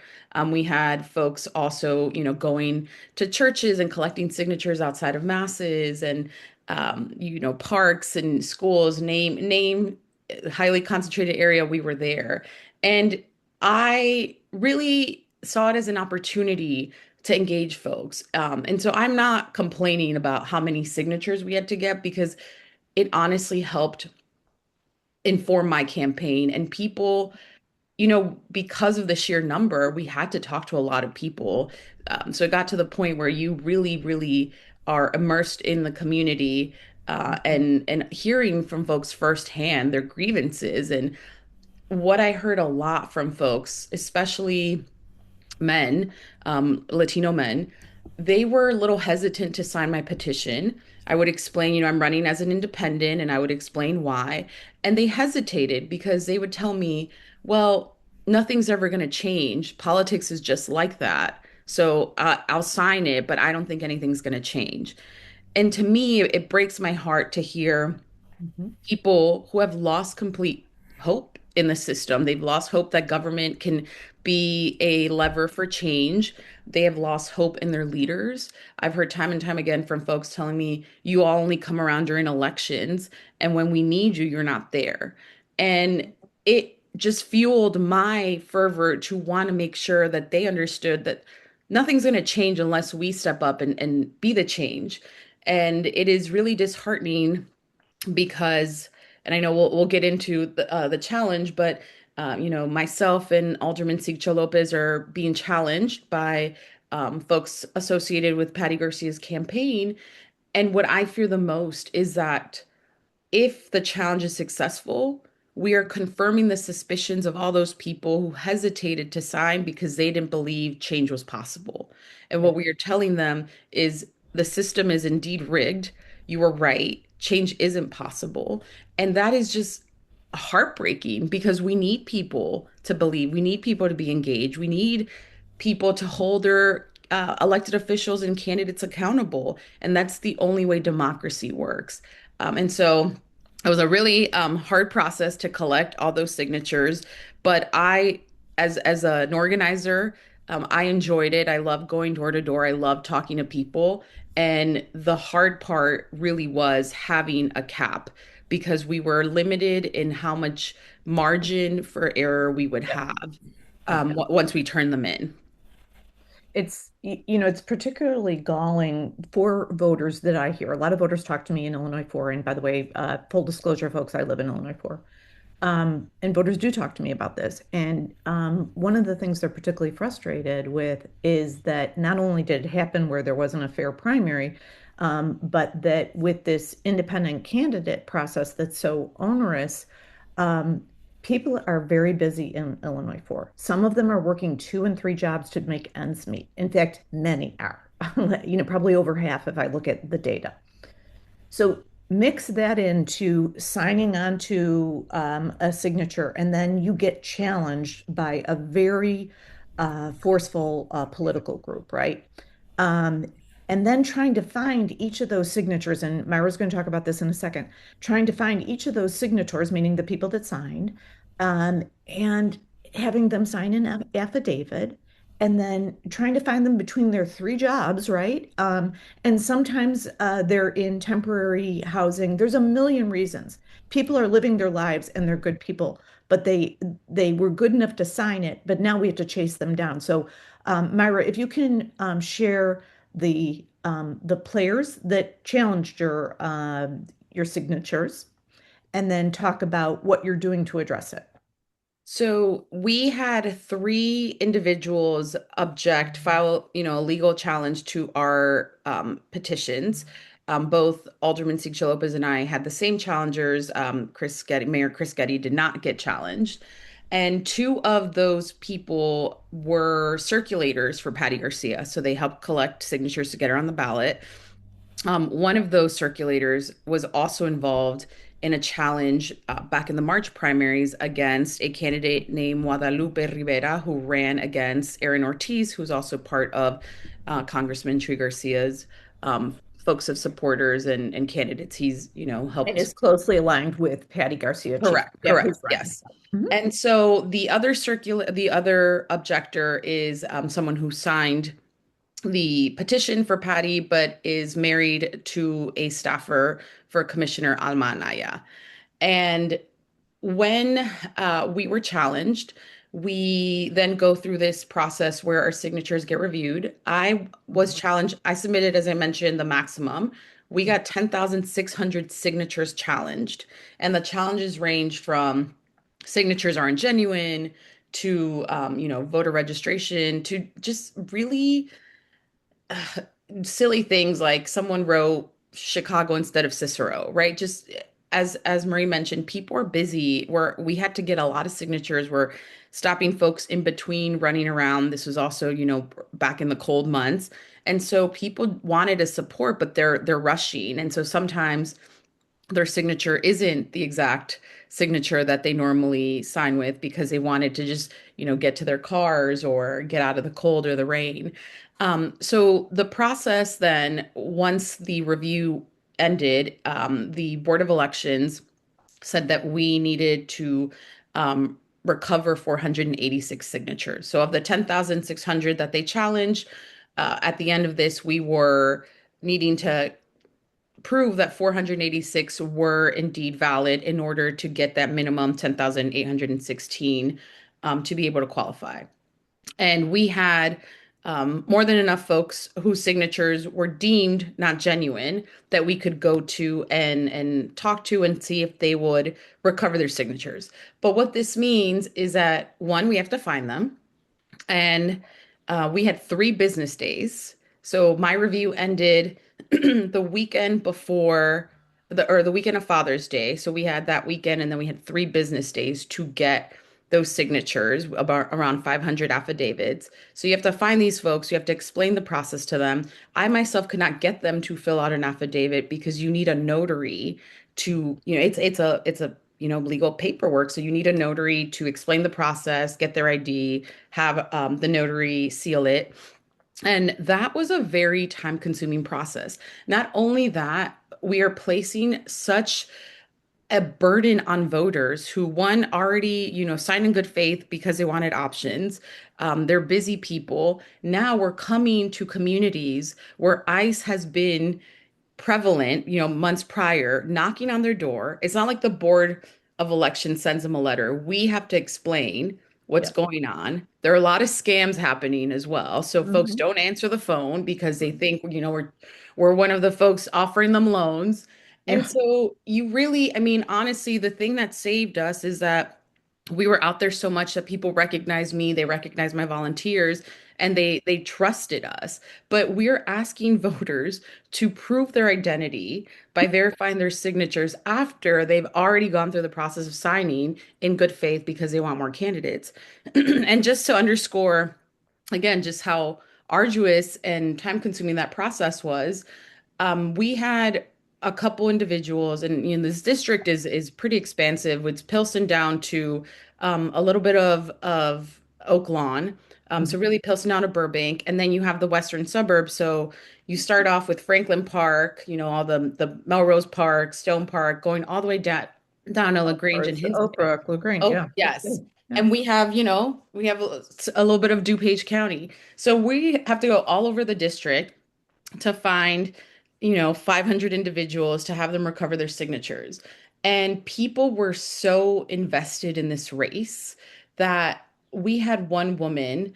We went to her house several times. We could not find her. We would leave a letter with a little QR code so that they could sign up online to have a notary come and have them fill out the affidavit. This woman reached out to us via the letter and said, I'm actually in the hospital. My mother's been hospitalized. If you come to the hospital, I will sign. We sent a notary to the hospital while this woman was worried about her mother. And I called her afterwards to thank her because I mean, if you're concerned about your mother being hospitalized, I'm sure the last thing you're worried about is filling out an affidavit. And she told me, I met you outside of the church and I gave you my signature. This is so important. I wanted to continue this process. Yeah. And Amazing. I just touched, just touched by, people's the fact that people are paying such close attention and that they're willing to put their lives on pause to help ensure that they have options and that they're protecting their vote because essentially, we're if we don't save their signatures, we're suppressing their voices, we're suppressing their future vote. So, I mean, I have lots of anecdotes, but to me, that's the one that underscores just the burden being placed on voters. Myra, those are great examples of why this process is literally ridiculous. In Illinois, again, I'll remind everybody we provide the most onerous process for independent candidates out of all 50 states.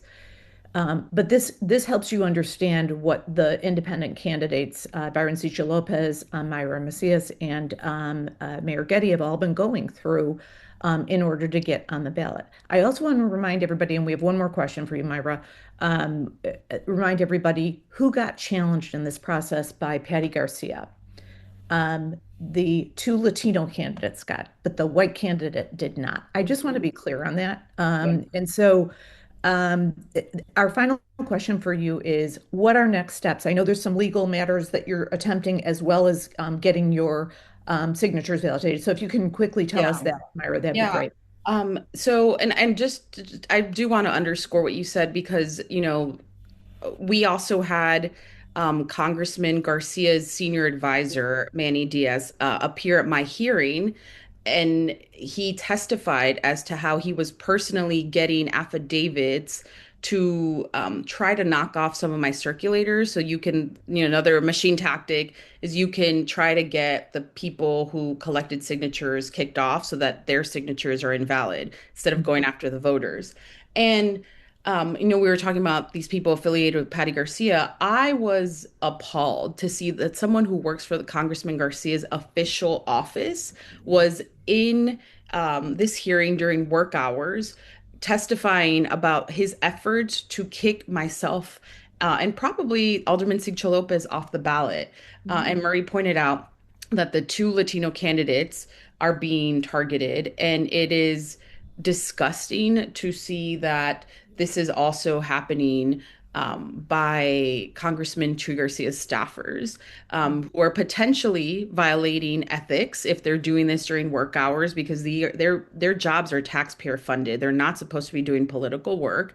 And to think that Congressman Garcia, has built his legacy around supporting Latino elected officials, uplifting the Latino community, now having him kick off two Latino candidates and make sure that Myra, Yes. you bring up a good point. I'm just looking at this article about that. I just realized that you're connected to this article that I'm reading about there was a complaint placed against Congressman Garcia.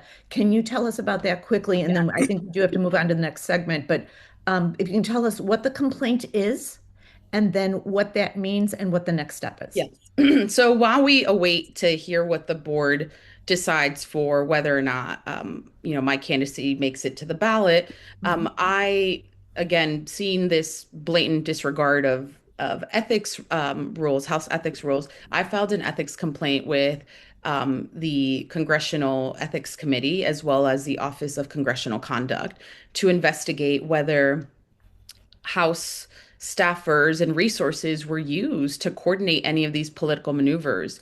Patty Garcia was employed by the House right up until she filed. So is there, was there any House resources used to help the succession of her candidacy? Their district director, Adrian, was Ira, real fast, did Patty resign after she became a candidate? right. So her last day is October 31st, and she Oh, she's filed still November employed. 3rd. To be clear, folks, she's still an official Oh, side no, no, staff. no. She No. was October Okay. 31st. So she filed November 3rd. So Okay. right before she filed, but Got not it. Okay. So while. she has resigned, but she is staying on until the end of the congressman's term. That I don't know. Okay.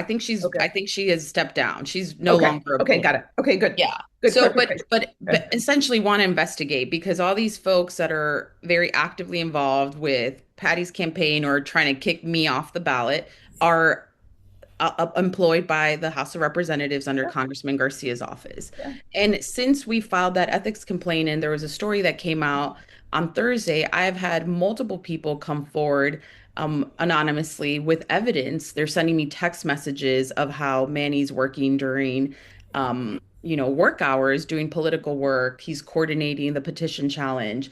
I'm getting testimonials from Hill staffers who have seen it up close and want to come forward, but they're scared about their jobs. And so, ultimately, I ran because I wanted to make sure that, we got corruption out of politics. We gave people choices. And whether or not I'm on the ballot, that fight for justice to get corruption out of politics isn't going to stop. And, this blatant disregard for House rules just reminds me that, like, we need to make sure that we're holding folks accountable. And I will continue to fight for my community in the 4th District, whether or not I'm on the ballot, because we need leaders who are that have integrity. And if Patty Garcia wants to represent this community, she has not shown that she has integrity in the way that she is leading her campaign. But we deserve better. And so I'll keep fighting to shed light on the truth and making sure we're holding folks accountable. Good. I'm so glad. And Ray Hanania, our colleague on the panel here, just reminded me that indeed Patty Garcia continues to be paid by Congressman Garcia as chief of staff. So she is still being retained by him, which means she's still working. So that's problematic as well. So folks, let me just summarize this for you. Is that it sounds like through vis-a-vis this ethics complaint, Myra is asking everybody to look at, like, wow, is Patty's staff and Congressman Garcia's staff, are they working on campaigns when they should be doing official business? By the way, that is not just a House rule problem, that is actually an electoral law problem. So they have a legal criminal problem on their hands as well, not just an ethics problem. So this is where we're at in Illinois. For Myra, we're going to have you come back. Real quick, tell us what where your platform can be found. Is there a website you have? Yes. It's voteformyra.com. If you are on social media, I'm at Vote for Myra. I post updates because I know that this process is very fluid and very confusing. Right. So I'm on there. We're going to have you back, but we do thank you for your time, and please stay safe on the trail. Thank you. Thank you all so much for shedding light on this. I wanted to ask Myra, are we open to questions for Myra before she? Sure, we're just digging into your time, Maria. Yeah. So yeah, No, it was right so, ahead. I was know, just but realized we went right through your time period. So Well, you compelling. went right through Maria's time, Marie, but this was a very important conversation that was going on. So Maria you have the floor. did not My dear. put Go up her ahead. hand. No. Also, Maria, before I go on with your question, if you don't mind, we have our person of the week standing in the green room over here also. And welcome back, Maria. Go ahead, please. Happy to be back, but it was so compelling, Myra, that I must welcome and allow and embrace running into my time, please. So first of all, let me ask a couple questions that I think the audience would really, really find helpful. You touched on it a little bit, but really, I understand the problematic process that Chuy Garcia has used now for Patty Garcia to be on the ballot as a candidate. But I think on a larger issue, your choice to be an independent. I think a lot of people really would want to know that personal path, Yeah. because what people are wanting to know is there a room for an independent outside of the process and it being difficult? Yeah. And we can talk about, and I'm like thinking about legislative ways to kind of address this issue as well and bring it to advocacy to change that process for independence. But what would inspire a group of people to say, I don't want either. I'm not Mm. comfortable with either right now, especially in my district. Why did you do it? You've worked with the best of the best as far as campaigning and organizing. You've been with the establishment with the Obama campaign as well, right? So why did you choose that path? Yeah, no, thank you for the question. And as you can imagine, it was a lot of reflection because I have worked for Democrats, I've worked for the Democratic Party, and seeing the way that, my own party here was not holding the congressman accountable. When we are purporting to want to fight corruption, we're saying that the biggest threat to democracy is Trump, and we have no problem calling out Trump, but yet the same anti-democratic tactics being used here at home are okay because a Democrat does that. So for me, it was um, one about what is possible, right? So I could not run otherwise. But then two, what are the values that I believe in? And I'm big on transparency. I'm big on making sure that if we say we're going to do something, we do it and not having double standards just because, if Trump does it, it's bad, but if Tree Garcia does it, it's okay. And I will say that there's an appetite because I heard from folks who are tired of feeling like neither party is delivering for them. So there is an appetite for leadership that isn't beholden to parties, that isn't beholden to special interests, but is beholden to the people. That is what I heard time and time again. There were folks that were a little skeptical that do vote party line. And when I explain my background, oftentimes the party line is a quick way to figure out, do we align on values? When I Mm-hmm, explain my values, people were like, okay. And then there were folks who were like, I don't support either party because my life has not changed mm-hmm. regardless of who's in charge. And so there is a strong appetite for authentic leaders who are really going to center the voters. And I think that's the biggest takeaway is that titles aside, what people want are people who are leaders who are going to fight for them, who are going to center the voters and are not beholden to special interests or, APAC money or whatever, insert special interests or the party. Well, Thank Myra, you. when this thing first happened with the stunt that Chuy Garcia pulled, we were one of the first people to actually speak about it on the air openly because that was a stunt. And Yeah. a lot of people came back to me and said, "Oh no, he was such a great leader. He has been doing da da da da." No, no, no. You Oh, wait. threw away all your legacy, Chewy, by doing that move. And Maria, thank you so much for holding off on breaking Well, the echo I have another chamber. But I think question. this was an echo chamber that No, I have Myra and another Murray were already question. breaking open today. Yeah. I'm here for the questions. Yeah, Yes. no, I have another question. I have another question because Okay, it we ties got in. 3 minutes Yeah, for this entire that's okay. segment because our person of the week, Harry, has been That's okay. patiently holding up in the green room. I don't want to ignore him either. So, Thank okay, please you. go ahead. That's okay. No, I'm going to wrap into my points into this next question, and it's going to satisfy my echo chamber as well. Okay.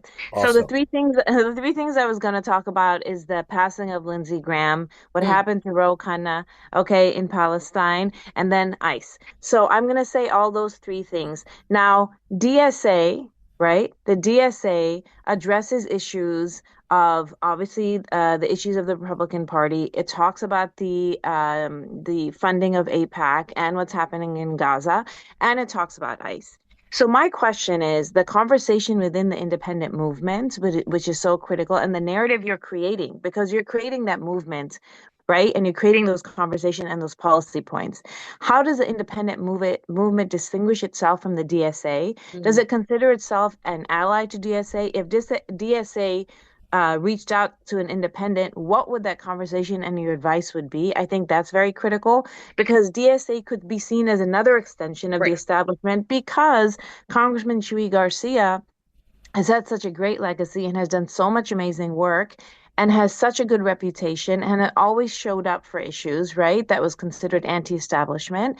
And this happened, right? So Mhm. it's like the system took over the Right. values in that Right. last minute and it could happen anytime. So people fear that with the DSA sometimes because it's like, what conversations are we going into? What negotiations are we going into? So just to clarify that purpose and clarify that for the audience would be very, very critical and where and what your response is to a legacy that can be tainted by one move. You know, Lindsey Graham died, so there's a lot of people that are going to say things like that. What is your statement on the DSA's position on ICE and the funding of APAC? If you could put it all together, Yeah. that kind of breaks my echo chamber, and you're my partner in Okay. crime for this. Yes. So, I mean, I will say that DSA has tapped into the sentiment that I'm seeing in the streets, which again is that people want bold leadership. In terms of ICE, people want folks who are unapologetically saying abolish ICE. You know, we're seeing ICE back in our communities here in Chicago and in the 4th congressional district. People want to see leaders who are not beholden to groups. And so I think that like we saw with the wins in New York and Colorado that DSA is putting forth these candidates who are connected to community, who are advocating for working class issues, who are saying you have not been served by, establishment democratic politics. Here is our vision. And I think that is beyond, this independent movement. I think the movement really is about authentic leadership, regardless of how you're packaging it. It's authentic leaders who are going to be uplifting the things that are top of mind for folks. And we know that that's the economy, right? Because people are hurting and they've been hurting in the 4th congressional district. And under Trump, that pain has just been exacerbated. So I do think that there's some synergy, especially on the issues and the values around transparency. And I think ultimately, the success of a candidate really is on understanding their community and being able to funnel those concerns into policy solutions. Well, Myra, thank you so much for joining us, folks. That's Myra Macias, right? Is that how you pronounce your last name? Or Yes, I'm yes. massacring that No, you got it. You got it. on the lightning strike. And obviously, folks, it is our country. Let's take it back. Okay, the establishment needs to be challenged. And thank you, Myra, for stepping up. I have run for Congress before, so I know how difficult it is to run as an independent. And all the more power to you. Please do come back, and we would love to have you back again. And let's go into our segment of our person of the week, which is Harry on an iPhone 2. Harry, is your name iPhone 2? No, it's Harry Whitledge with Jiffy Lube. Okay. So Thank you for having just me. kidding, and thank you so much for holding off. We had some pretty interesting conversations going on today. So Yes, we very interesting. like to keep the format fluid because if something very important is going on, and Myra, thank you so much again for Myra at voteformyra.com is her email, folks. Do get back in touch with her. And Dr. White, Harry is all yours. Please unmute you're on yourself, mute. Sheila. You're muted. Sheila, you're muted. So sorry about that, guys. Just had a couple of questions. We already know about Mr. Harry and what he does, but he provided some great service to me, and I know it's not for everybody, but I've had a great experience. One of the questions I have for you is, what are some of the services that multi-care service branches offer at your location? Well, it varies from location to location depending on the technician's skills, but I know at my location, we do brakes, we do starters, we do alternators, we do oil changes, rotations. Any one of our locations will do oil changes and fuel system cleanings and you know all several different fluid services. But the multi-care is where it really comes in as into play with brakes and some more of the major work. Yeah, what is one of the most neglected car maintenance problems that you see that comes into the branch? Believe it or not, oil changes. The when we get some that people realize how important it is. That's the blood of your car, Mm, and you need to keep it clean. You yes. know, I think a lot of people neglect additives, which are a big value. Typically they look at it and think we're just trying to sell them something, but in actuality, we're trying to help them keep that car as long as they can. It's an expensive investment nowadays and should be taken care of.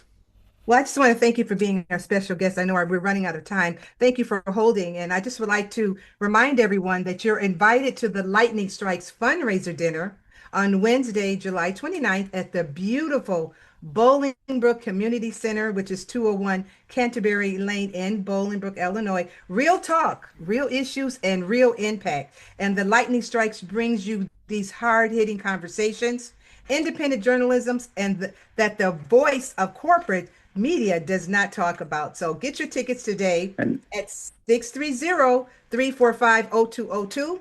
That's 630-345-0202. Back to you, Mohammed. And Harry Dr. wanted White, to say something that he's going to be sponsoring a table. Is that what you were going to say, Harry? Actually, yes, I was going to ask Dr. White to send me the information on that. She has my email. Yep, I'll get it to you That way today. I can present it to my organization. I know that they are fond of things like this. So, and we're And I just want to say two things. When I'm not thinking about politics, my wife is always reminding me to change the oil in my car. I go to Jiffy Lube twice a year all the time, and I've been doing it for like 20 years. Thank you. yeah, you're more than No, welcome. I have a question about that too. I have a question about oil engine change because first of all, it's a great time for people to catch up. So really don't ignore your oil, your engine oil because you can go and get some work done while they change it. But here's another question for you. You know, there is a rumor that sometimes you take your car and you take them to places I'm not going to name because I'm going to get targeted, but for defamation on this corporation.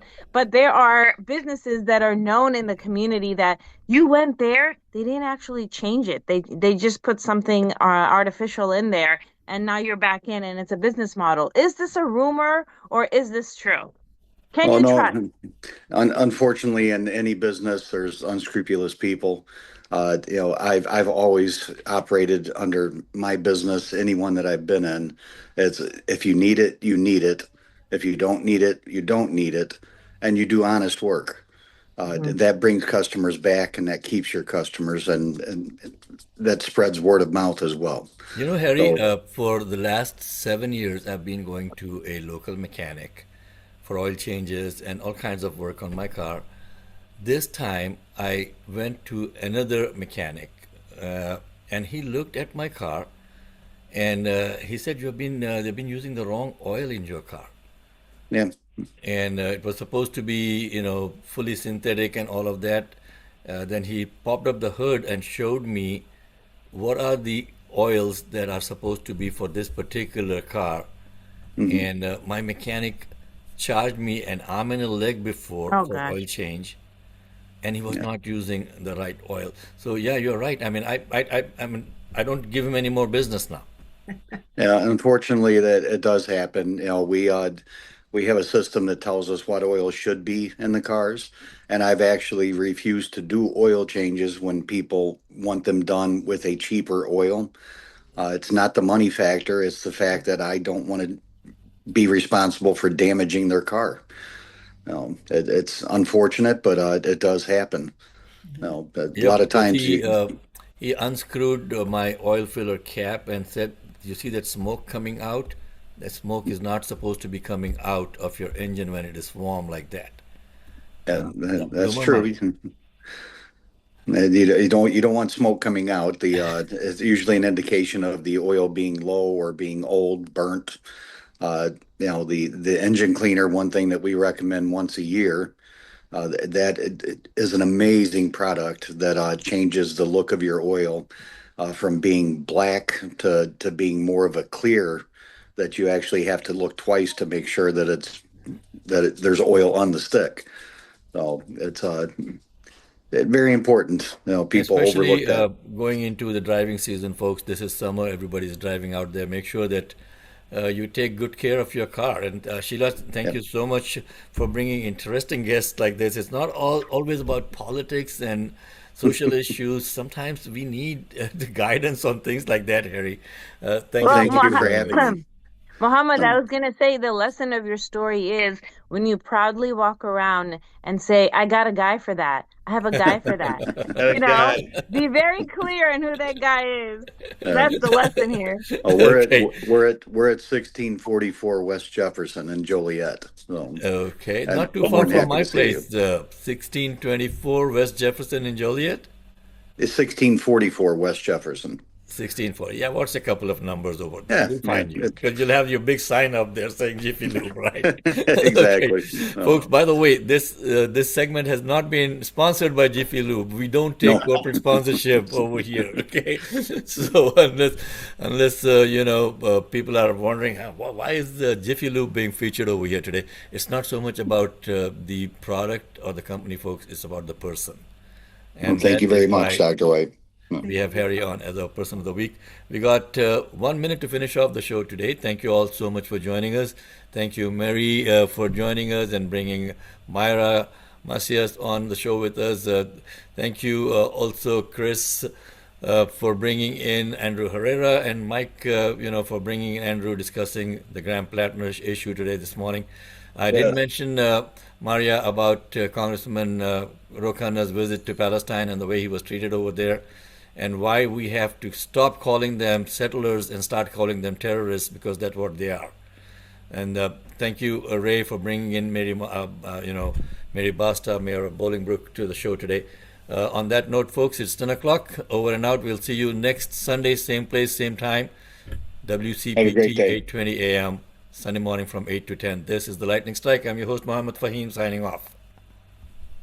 Bye-bye. Bye bye.